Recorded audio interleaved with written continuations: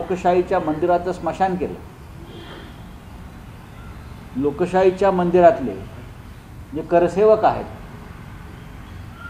रखवालदार लोकशाहीचे करसेवक 143, त्यांचं बलिदान तुम्ही ज्या पद्धतीनं दिलेलं आहे ते पाहता, ज्यांनी लोकशाहीचं मंदिर पायदळी तुडवलं त्याला राम मंदिराचा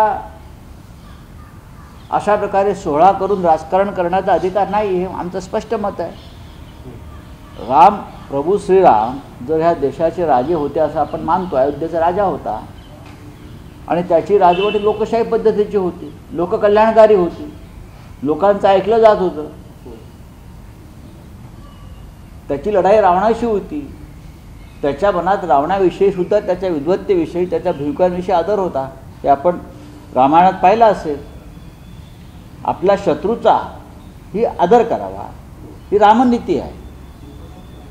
पण सध्या जे रामाचे भक्त म्हणजे टाळ वाजवत आहेत राजकारणासाठी, त्यांना हा रामाचा विचार मान्य आहे का? जर नसेल तर त्यांनी अयोध्येत जाऊन गावागावातून गाड्या सोडणं, मंडळं आणणं, उत्सव करणं यापासून स्वतःला थांबवायला पाहिजे।